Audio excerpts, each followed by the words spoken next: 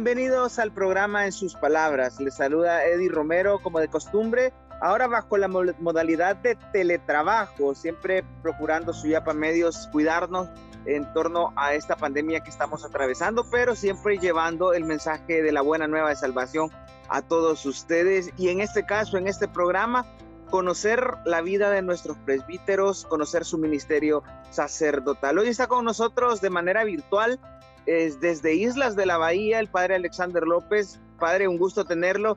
Gracias por aceptar estar en sus palabras y conocer un poco más sobre su vida y ministerio sacerdotal. Un saludo fraterno, pues es un gusto el poder estar compartiendo con ustedes este programa. Para mí es nuevo, es nueva experiencia poder compartir y el poder exponer un poco sobre mi vida, podríamos decir así, mi vocación y sobre todo mi ministerio. Gracias por la invitación que me han hecho y con gusto estamos aquí para ayudar en lo que podamos. Qué bendición, padre, qué bendición. Queremos conocerlo. Por eso la primera pregunta que le queremos hacer es, ¿quién es el padre Alexander López?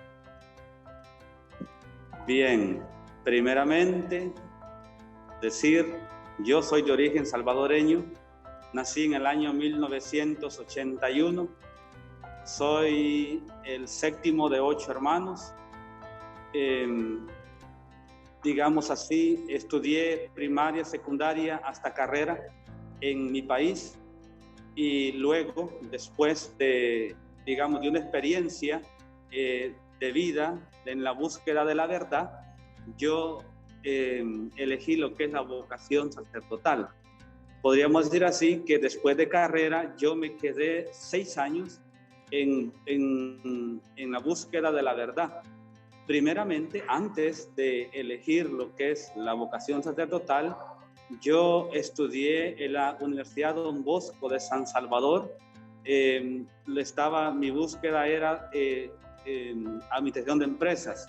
Luego estudié lo que es en la Universidad Modular Abierta de San Salvador. Estudié también lo que es licenciatura en inglés, pero resulta que ninguna de estas me llenó, sino esta vocación, el cual ahora mantengo. Queremos profundizar sobre su vida, padre, y sobre estos detalles que hacen el camino vocacional que usted ha tenido. Pero tenemos tiempo para ir conociendo más detalles sobre su vida. Me dice que el séptimo de 8 hijos, una familia numerosa. ¿Cómo es que está constituida esta familia, padre? ¿Usted es el menor? ¿Usted es el mayor? Queremos conocerlo. Ok, bueno, soy el séptimo de 8 hermanos. Nosotros vivimos la pobreza, si queremos llamar extrema. Recuerde, estamos hablando de 1981, cuando la guerra estaba en su mero apogeo. La guerra termina en 1982, o sea que todo este tiempo fue un tiempo de calamidad, de miseria en el país. Me acuerdo de mi familia, que como vivíamos la pobreza extrema, a veces teníamos que comer y a veces no teníamos que comer. Sí me acuerdo de que en más de alguna ocasión a mí nos tocó que comer tortilla, limón y sal. Nos tocó que comer porque era en tiempo de calamidad y esto nos afectó mucho. Digamos así, de que pasado el tiempo, seguimos estudiando, pero sinceramente pues fue una etapa difícil. De mis hermanos, digamos así, soy el séptimo, fui el primero de que comenzó a estudiar ya estudios superiores. Fui el primero, digamos así, que ya llegó a carrera, que fui a la universidad, y luego mi hermana, que continuó después los estudios. Y los demás, se quedaron con el aprendizaje, digamos, manual, en talleres, en oficios que les ayudaron luego a poder desarrollarse y luego a poder ya trabajar para la vida. Comprendo, padre, qué interesante saber esta situación que le toca vivir como familia. Nos dice que vivió esta situación extrema de pobreza, como muchas personas también la viven. Pero dentro de esta situación de pobreza, ¿cuál era su anhelo? ¿Qué quería ser usted de grande? Siendo un niño, ¿qué aspiraba a ser? Bueno, me recuerdo que mi papá, cuando yo tenía 7 años, él me decía: usted va a ser grande, usted va a ser grande, usted va a ser grande. Y yo decía, a mi papá, tan simpático, o sea, él me dice que voy a ser grande. Pero yo, con mi situación de la pobreza extrema, yo no aspiraba, digamos, a grandes cosas en ningún momento. Podríamos decir así, de que hasta de la edad de los 7 hasta los 14, no tenía claro qué era lo que yo quería. Bueno, había una ilusión por estudiar, eso sí, el estudio siempre me encantó, pero había un problema. Tenía problemas de aprendizaje, tenía problemas de memorización, tenía problemas. Es más, yo en mi infancia tuve problemas también a la hora de hablar. Si me trabo en algunas palabras, no es porque no, sino que yo hablé a los 3 años. A los 3 años, y luego después como que me costó mucho lo que es estar a pronunciar muchas palabras. Es más, ahora en la misa, a veces me trabo en algunas palabras, pero no es problema, sino que es problema de aprendizaje. Pero bueno, yo no tenía bien claro qué era lo que quería. Primero, la pobreza extrema, que la miraba. Bueno, la estábamos viviendo. Segundo, un país que no se miraba en esperanza, que no había por dónde iba a llevar el desarrollo. Y lo único que sabíamos que, bueno, el caso estaba pequeño, claro,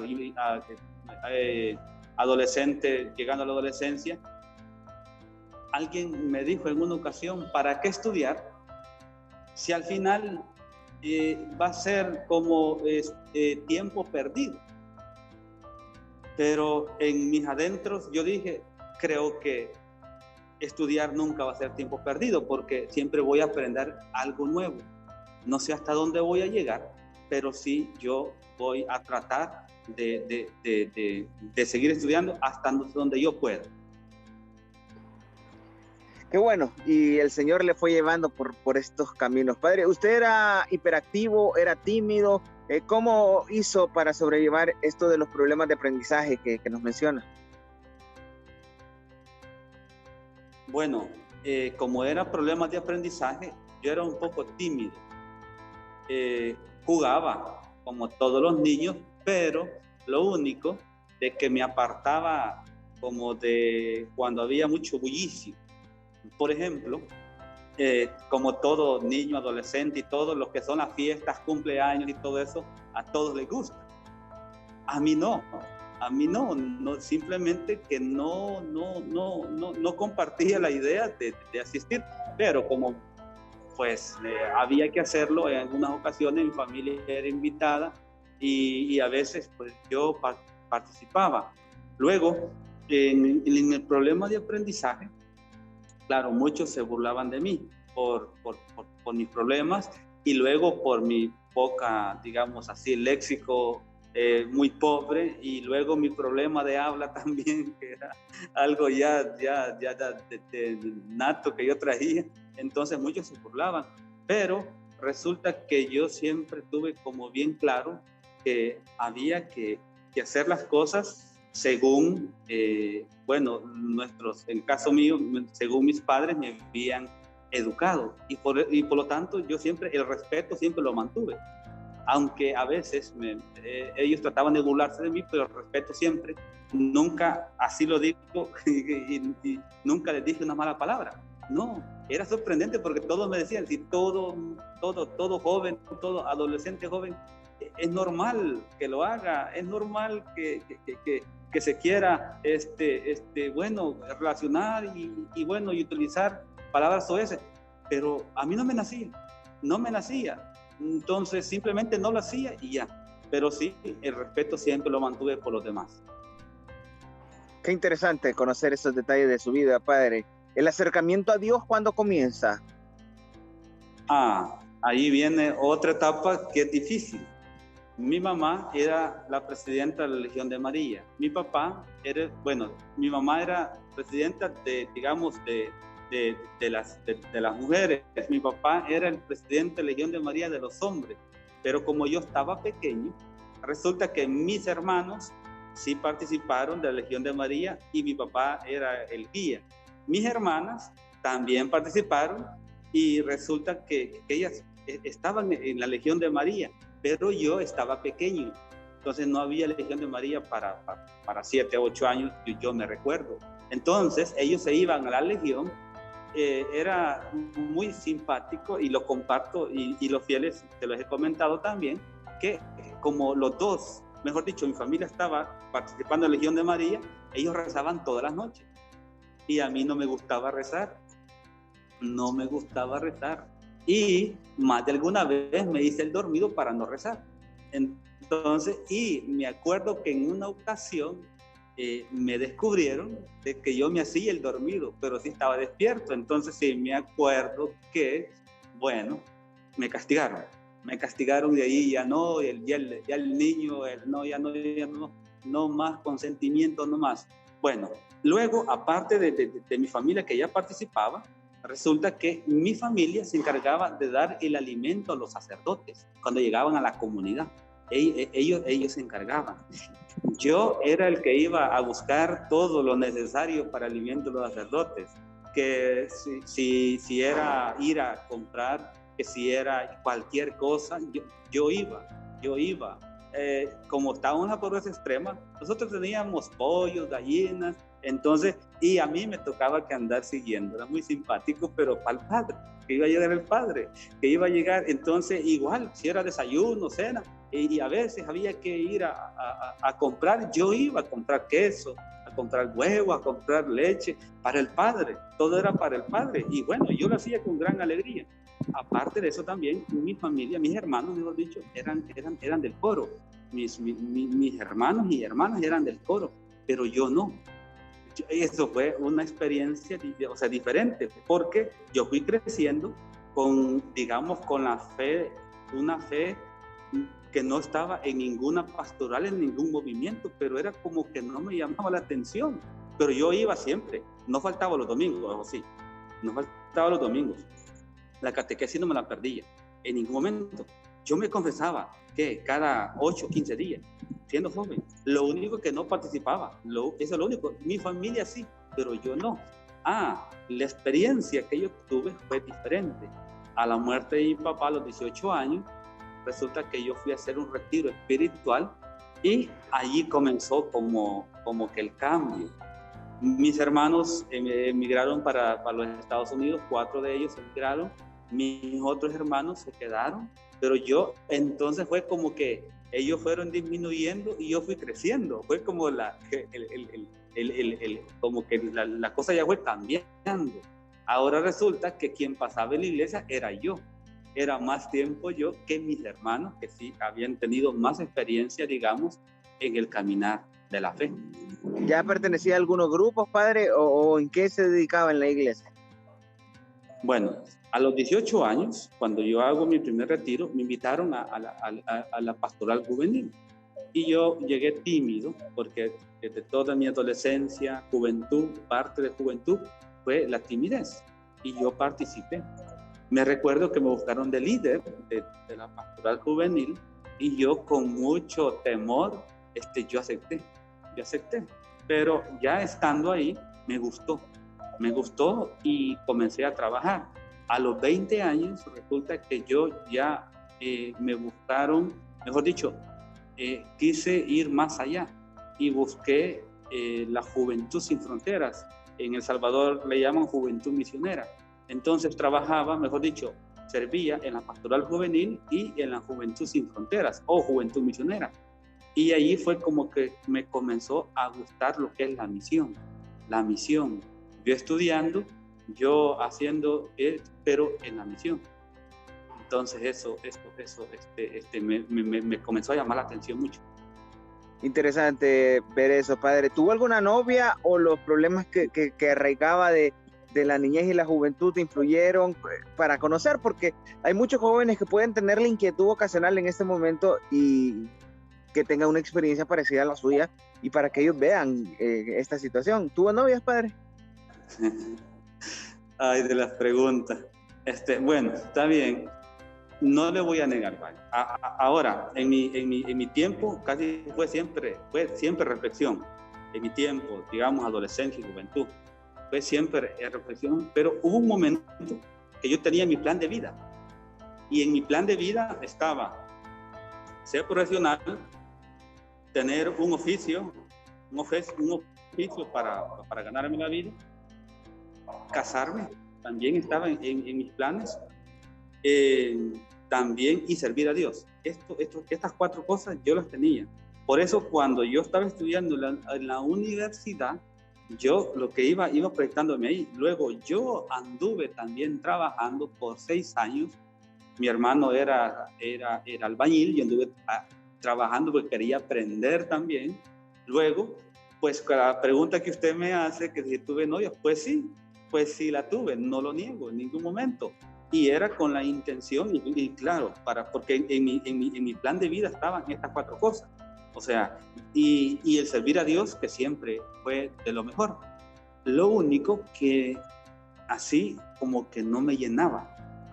Hubo como un espacio de que había algo que no me llenaba, que no. O sea, no era del todo. Yo tenía mi plan de vida ya organizado, digamos, pero no. Había algo como que no me dejaba como del todo lanzarme, digamos así, a esta nueva etapa que iba a comenzar. Hablamos ya que está en la universidad, padre, y que cursa y tiene la intención de la carrera de Administración de Empresas y de Inglés, según nos decía al inicio. Su vocación no ha surgido todavía en esa etapa. Soñaba ser padre de familia, me imagino. O sea, ¿cómo fue cambiando todo esto de una carrera a la vocación? Bueno, como yo andaba en búsqueda, lo que nunca me explicaba era por qué yo tengo que andar buscando qué es lo que quiero. Porque todo, como todo joven y todo, o sea, dice yo quiero ser médico y se va a detener en ser médico. En cambio, en el caso mío, no. Empecé con una, no me gustó. Comencé con la otra, tampoco. Entonces al final dije, ¿qué quiero? ¿Qué quiero ser en la vida? Y yo siempre sirviendo en la iglesia. Ya estaba ya en el grupo, en la pastoral juvenil, ya estaba en la Juventud Sin Fronteras o Juventud Misionera, ya estaba ahí. Y luego seguí caminando. Recuerdo que leí un libro del padre Eliezer Salem. Estaba un poquito así como que, ¿qué quiero ser? Y el libro sobre la vocación, así se llama, y lo leí todo. Entonces, el leer ese libro sobre la vocación, me di cuenta que yo no tenía vocación para la carrera que yo estaba ejerciendo. Yo no tenía vocación tampoco para la otra carrera que yo quería sacar. Entonces, resulta que me fui inclinando, digamos, poco a poco, si lo mío era ser sacerdote, si lo mío era servir en la iglesia. Pero no fue solo el que yo como que me quería dejar ir, sino que yo comencé a pensar, seguí estudiando, pero ya con la inquietud de ser sacerdote. Yo pasé pensando 3 años solo. No busqué asesoramiento espiritual, no busqué a nadie que me acompañara en este discernimiento vocacional. Algo que quisiera recalcar es que se acuerda que yo en mi niñez le decía que los sacerdotes llegaban a almorzar, a desayunar o a cenar cuando llegaban a mi comunidad. Bueno, todavía se mantiene, todavía está. Pero de los sacerdotes que llegaban una vez al mes, ninguno me invitó a ser sacerdote. Ninguno me invitó. Incluso, y bueno, el párroco con el que estoy aquí en la parroquia de Islas de la Bahía, de Roatán, él fue mi párroco 14 años. Pero no, yo creo que como me conoció joven, adolescente, joven, entonces tampoco como que no pensó que yo iba a poder ser sacerdote. Entonces, y fue poco a poco como yo me fui como que buscando lo que es este caminar. Entonces, digamos que cuando hablamos de discernimiento vocacional, yo lo hice solo. Claro, ¿Cuándo el inicia ya Espíritu el Santo proceso, digamos, padre? ¿Cuándo inicia el proceso de camino al sacerdocio? ¿A dónde? ¿Allá en El Salvador le toca estudiar o cómo es el proceso ya? En El Salvador. Bueno, pasé 3 años pensando. Luego, después de pensar los 3 años, ya como que hay una decisión, ya tomar una decisión para la hora de comenzar lo que es el proceso ya, digamos, ya el de ir a buscar información para poder entrar al seminario. Yo ya tenía 24 años, yo ya entré tarde, digamos así. A los 24 años yo voy y comencé la formación en el seminario menor de la diócesis de San Vicente en El Salvador. Allí concluye, ahí inicia también los estudios del seminario mayor, la filosofía, la teología. ¿Cómo está el proceso? Ahí los hace, pues.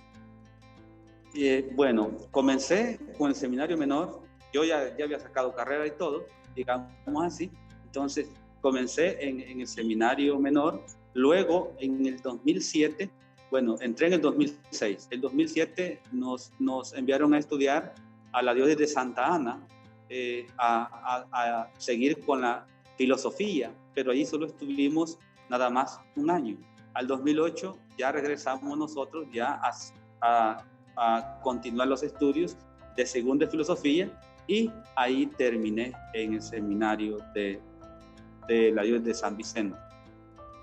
La teología también. Sí, la teología, todo, ya la terminé ahí en ese mismo seminario. De allí el proceso para ser diácono y ya la ordenación sacerdotal, ¿dónde la vive, padre? Bueno, en mi tiempo, estamos hablando 2012, termino mis estudios, resulta que había como una historia ya de años, de obispo tras obispo, que terminando el tercer año de bachillerato, el tercer año de teología, ya podían pedir lo que es el diaconado, para ya en el cuarto año ya poder ser diácono. En el caso de mis compañeros y mi persona, no pedimos eso, sino que primero terminar el cuarto año de teología. Luego después pedimos un año de experiencia en una parroquia. Y en ese año de experiencia en una parroquia, pues yo la pedí y me enviaron a una parroquia casi de misión, podríamos decirlo así, en el cual estuve por 2 años antes de venir aquí a Roatán. Mi experiencia de seminarista, digamos, ya estando fuera ya del seminario, fueron de 8 meses de seminarista, haciendo la práctica. A los 8 meses me ordenaron diácono, el señor obispo Elías Rauda me ordenó diácono, y luego esperé 6 meses más, me ordenó sacerdote un 7 de abril de 2014, 5 de abril de 2014. De ahí luego estuve como 7 meses en El Salvador como sacerdote, y luego me piden si puedo venir a prestar servicio en la misión aquí a Roatán, Honduras, diócesis de La Ceiba. ¿Cuánto tiempo ya en la diócesis de La Ceiba? Vine en enero del 2015, 18 de enero del 2015 tomamos posesión aquí. Digamos, prácticamente sobre 7 años de estar aquí. Todo el tiempo en la parroquia Inmaculado Corazón de María de Islas de la Bahía. Sí, todo el tiempo he permanecido aquí. Desde que me enviaron de El Salvador, yo estoy aquí prestando este servicio. Padre, para ir finalizando ya esta amena entrevista, ¿cómo ha sido la experiencia con la gente aquí en la parroquia de Roatán? Es una experiencia diferente a la costa, como hablan ustedes, es diferente, porque aquí tenemos Bueno, primero somos el 10% de católicos. Al 2017 se nos notifica que ya somos el 23%.